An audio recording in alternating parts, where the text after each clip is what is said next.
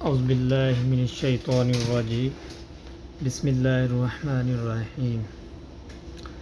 امیر المؤمنین علی بن ابی طالب کرم اللہ وجہہ پرانے بوسیدہ کپڑے پہنے شکستہ خستہ حال بیٹھے تھے اور ذکر و تسبیح میں مشغول تھے کہ ابو مریم ایک غلام حاضر خدمت ہوئے اور متوازنہ انداز میں دو زانوں بیٹھ کر عارض ہوئے، یا امیر المؤمنین، میں آپ رضی اللہ تعالیٰ عنہ کے پاس اپنی ایک درخواست لے کر آیا ہوں۔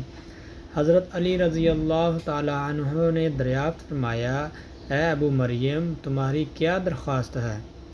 ابو مریم نے کہا کہ میری درخواست یہ ہے کہ آپ رضی اللہ تعالیٰ عنہ اپنے جسم سے یہ چادر اتار دیں، یہ بہت پرانی اور بوسیدہ ہے۔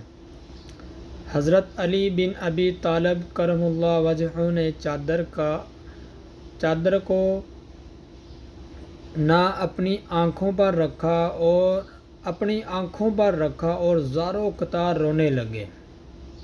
چادر کا کونا اپنی آنکھوں پر رکھا اور زاروں قطار رونے لگے۔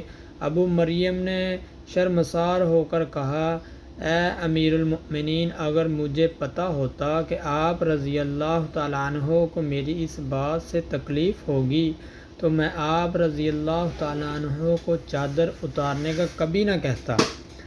جب امیر المؤمنین رضی اللہ تعالیٰ عنہ کے آنسو ذرا تھمے تو آنسو پونجتے ہوئے فرمایا، اے ابو مریم، اس چادر سے میری محبت روز بروز بڑھتی جاتی ہے، کیونکہ یہ چادر مجھے میرے خلیل اور میرے حبیب نے ہدیہ کے طور پر دی تھی۔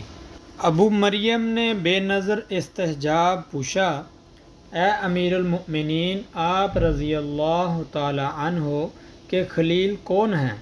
حضرت علی رضی اللہ تعالیٰ عنہ نے فرمایا، میرے خلیل حضرت عمر بن خطاب رضی اللہ تعالیٰ عنہ ہے۔